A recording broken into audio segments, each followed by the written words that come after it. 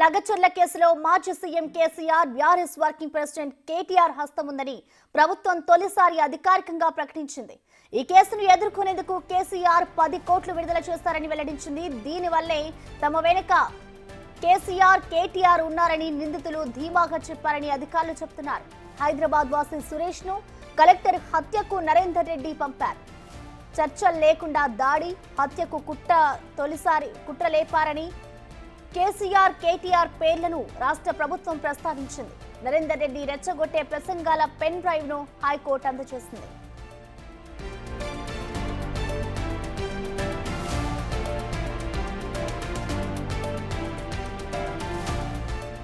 లగచర్ల కేసులో రాష్ట్ర ప్రభుత్వం తొలిసారి అధికారికంగా మాజీ CM KCR BRS working president KTR హస్తం ఉందని పేర్కొంది.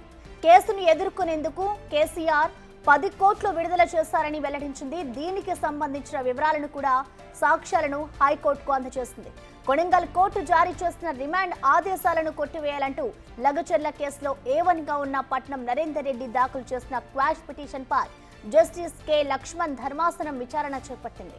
రాష్ట్ర ప్రభుత్వం తరఫున పబ్లిక్ ప్రాసిక్యూటర్ పల్లె నాగేశ్వరరావు వాదనలు వినిపించారు. భూసేకరణకు అడ్డుకోవడానికి మనం చేస్తున్న ప్రయత్నంలో ఏదైనా తప్పు జరిగినా ఏమీ కాదు, మన వెనుక పెద్దలు కేసీఆర్ కేటీఆర్ ఉన్నారంటూ కేసులో A1 గా ఉన్న పిటిషనర్ నరేందర్ రెడ్డి ఓ సమావేశంలో రెచ్చగొట్టే ప్రసంగాలు చేశారని, విచారణ కోసం వచ్చిన కలెక్టర్ ఇతర అధికారులను హత్యకు నిందితులు కుట్ర పన్నారంటూ పబ్లిక్ ప్రాసిక్యూటర్ వాదనలు వినిపించారు. కలెక్టర్ వచ్చిన వెంటనే ఇలాంటి చర్చలు సంభాషణలు జరగక ముందే నిందితులు విరుచుకుపడ్డారని, హత్య చేయాలని ముందస్తు ప్రణాళిక ఉన్నందునే కలెక్టర్ రాగానే పెద్ద ఎత్తున దాడికి పాల్పడ్డారని పబ్లిక్ ప్రాసిక్యూటర్ న్యాయస్థానానికి తెలిపారు. ఇక ఏటు సురేష్ గ్రామంలో స్థానికంగా ఉండడం లేదని, అతడు ఓ యూట్యూబర్ గా పనిచేస్తూ హైదరాబాద్ లోనే ఉంటున్నారని కోర్టుకు వెల్లడించారు. నరేందర్ రెడ్డి పంపడం వల్లే సురేష్ అక్కడికి వెళ్లారని, భూసేకరణలో సురేష్ భూమి లేదని న్యాయస్థానంలో వాదనలు వినిపించారు. హత్య కుట్రలో నరేందర్ రెడ్డిదే కీలక పాత్ర అని, నిందితులు కూడా తమ వెనుక కేసీఆర్ కేటీఆర్ ఉన్నారని ధీమాగా చెప్పుకొచ్చారు.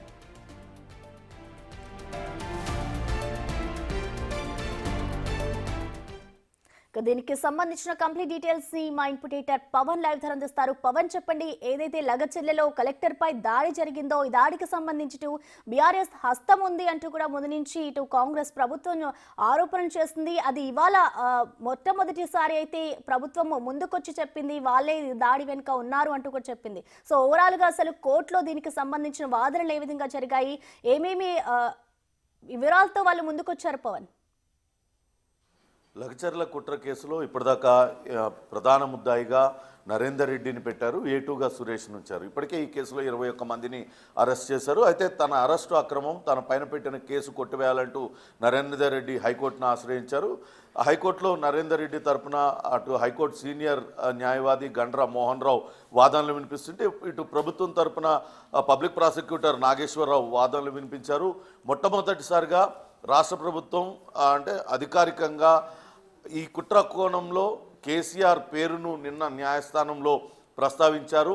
ఈ మొత్తం అల్లర్లు జరగడం వెనకాల లగచర్లలో భూసేకరణకు అడ్డుపడి కలెక్టర్ పైన దాడులకు పాల్పడటం, తద్వారా అటు ప్రభుత్వానికి అస్థిరపరిచే కుట్ర జరిగింది. ఈ కుట్ర వెనకాల కేసీఆర్ ఉన్నారు, అలానే బీఆర్ఎస్ వర్కింగ్ ప్రెసిడెంట్ కేటీఆర్ ఉన్నారంటూ అటు హైకోర్టుకి అడ్వకేట్ నాగేశ్వరరావు తన వాదనలో వినిపించారు. ఇందుకోసం 10 కోట్ల రూపాయలు ఖర్చు చేశారు. అటు నిందితుల్ని రెచ్చగొట్టడానికి ప్రయత్నించారంటూ హైకోర్టు దృష్టికి తీసుకొచ్చారు. అయితే 10 కోట్లకు సంబంధించి ఆధారాలు ఉన్నాయా అంటూ హైకోర్టు ప్రశ్నించింది. దీనికి సంబంధించి గతంలో నరేందర్ రెడ్డి చేసిన వ్యాఖ్యలకు సంబంధించిన పెన్ డ్రైవ్లు, ఇప్పటిదాకా పోలీసుల విచారణలో వెల్లడైన అనేక విషయాలను, ఆధారాలన్నింటినీ కూడా కోర్టుకు సమర్పించారు. చాలా స్పష్టమైన ఆధారాలు లభ్యమైనాయి. ఈ గొడవ అంతటికి వెనకాల అటు బీఆర్ఎస్ వర్కింగ్ ప్రెసిడెంట్ కేటీఆర్ ఉన్నారు, అలానే కేసీఆర్ కూడా ఉన్నారు. కావాలనే ప్రభుత్వానికి అస్థిరపరచడానికే ఈ రకంగా వ్యవహరించారు. భూసేకరణలో ఎటువంటి భూమి కోల్పోని సురేష్ గత కొంతకాలంగా లగచర్ల గ్రామంలోనే మకాం వేసి అక్కడ ఉన్న రైతులందరినీ కూడా రెచ్చగొడుతూ ఉన్నాడు. దాని వెనకాల నరేందర్ రెడ్డి ఉన్నారు. నరేందర్ రెడ్డి ఆదేశాలతోనే సురేష్ లగచర్లలో ఉన్న గ్రామస్తులందరినీ కూడా రెచ్చగొట్టారనే దానికి సంబంధించిన పూర్తి ఆధారాలను కూడా ఇచ్చారు. అంతేకాకుండా సురేష్ అదృశ్యం వెనకాల కూడా అనేక అనుమానాలు ఉన్నట్లుగా కోర్టుకు నివేదించారు. ఎవరైనా ఆ కుట్ర జరిగి ఆ రోజు గొడవ జరిగిన వెంటనే సురేష్ అకస్మాత్తుగా అజ్ఞాతంలోకి వెళ్ళిపోవడం, తిరిగి ఆయనంతలో ఆయనే న్యాయస్థానం ఎదుట లొంగిపోవడం, ఇవన్నీ కూడా నాటకీయ పరిణామాలు చోటు చేసుకున్నాయి. చాలా పెద్ద వ్యక్తులు దీనిలో ఇన్వాల్వ్ అయి ఉన్నారు. వాళ్ళు కావాలనే ఈ ఈ ఈ గొడవంతా జరిగేలాగా వ్యూహం పన్నారనేది అటు హైకోర్టుకి ప్రభుత్వం తరపు న్యాయవాది అయితే చెప్పారు. ఇప్పటికే ఈ కేసుకు సంబంధించి 21 మందిని అరెస్ట్ చేశారు. ఇంకా అనేక మంది అనుమానితుల్ని ఇప్పటికే విచారణ కొనసాగుతుంది. అయితే ఈ 21 మందిలో దాదాపుగా 19 మందికి ఎటువంటి భూమి అక్కడ లగచర్లలో ఆ భూమి స్వాధీనం చేసుకుంటున్న దానిలో ఎవరికి కూడా వాళ్ళలో భూమి లేదు. ఈ మొత్తం సూత్రధారి అయిన సురేష్ భూమి మాత్రం అందులోకి భూసేకరణలో భాగంగా ఆ భూమిని కూడా తీసుకోవడం లేదు. కానీ వీళ్ళందరూ కుట్ర పన్ని కావాలనే అక్కడ విధ్వంసం సృష్టించాలనే కుట్రతోనే వాళ్ళందరూ గొడవలకు పాల్పడ్డారనేది స్పష్టమవుతుందంటూ కోర్టుకు నివేదించింది. దీని అంతటి వెనకాల నరేందర్ రెడ్డి ఉన్నాడు. నరేందర్ రెడ్డి గొడవ జరగడానికన్నా ముందు నిందితులతో 80 సార్లు మాట్లాడుతూ, ఆ తర్వాత బీఆర్ఎస్ వర్కింగ్ ప్రెసిడెంట్ కేటీఆర్తో మాట్లాడిన 4 సార్లు మాట్లాడుతూ వీటిలన్నిటికి సంబంధించిన ఆధారాలన్నింటినీ కూడా కోర్టుకు సమర్పించారు. ఎట్టి పరిస్థితుల్లో అటు నరేందర్ రెడ్డికి బెయిల్ ఇవ్వడం కానీ ఈ కేసులో క్వాష్ చేయడం కానీ చేయరాదు. ఎందుకంటే చాలా పెద్ద కుట్ర జరిగింది, ప్రభుత్వాన్ని అస్థిరపరిచే కుట్ర జరిగింది, అధికారుల్ని హత్య చేసే కుట్ర జరిగింది. కాబట్టి ఈ దశలో కనుక అతనికి రిలీఫ్ ఇచ్చినట్లయితే కేసు మొత్తం నీరు గారిపోతుంది. కాబట్టి ఎట్టి పరిస్థితుల్లో కూడా వాళ్లకు రిలీఫ్ ఇవ్వద్దంటూ అటు ప్రభుత్వం తరపు న్యాయవాది నాగేశ్వరరావు వాదనలు వినిపించారు. మరోపక్క అటు గండ్రమోహన్ రావు కూడా కొన్ని వాదనలు వినిపించారు. అటు తన క్లయింట్ ఎక్కడికి పారిపోయే వ్యక్తి కాదు, మాజీ ఎమ్మెల్యే, ఆయన నివాసంలో అరెస్ట్ చేసి ఆయన భార్యకు నోటీస్ ఇవ్వచ్చు, కానీ ఒక తీవ్రవాదిని అరెస్ట్ చేసినట్లుగా ఎక్కడో పార్కులో అరెస్ట్ చేశారు, సలీం అనే వ్యక్తికి ఇచ్చారు. అలా ఇవ్వాల్సిన అవసరం ఏమున్నది? తన క్లయింట్ ఎక్కడికి పారిపోయే వ్యక్తి కాదు, సమాజంలో పేరున్న వ్యక్తి, ఒక ఎమ్మెల్యేగా పనిచేసిన వ్యక్తి. కావాలని అతన్ని రాజకీయ కక్షల్లో భాగంగానే అతని పైన ఇటువంటి అభియోగాలు నమోదు చేశారంటూ ఆయన కూడా వాదనలు వినిపించే ప్రయత్నం చేశారు. ఇరుపక్షాల వాదనలు విన్న కోర్టు తీర్పును రిజర్వ్లో పెట్టింది. చూడాలి న్యాయస్థానం ఎటువంటి తీర్పు వెలువరిస్తుంది అనేది. కానీ ప్రభుత్వం మాత్రం చాలా స్పష్టంగా చెప్తూ వస్తుంది, మొత్తం కుట్ర వెనకాల లగచర్ల కుట్రలో అటు బీఆర్ఎస్ పాత్ర ఉంది. బీఆర్ఎస్ నేతలు స్వయంగా ఆ దాడిలో పాల్గొన్నారు. ఆ రోజు గ్రామంలో జరిగిన ఘటనలన్నింటినీ కూడా వీడియోలన్నీ కూడా కోర్టుకు సమర్పించారు.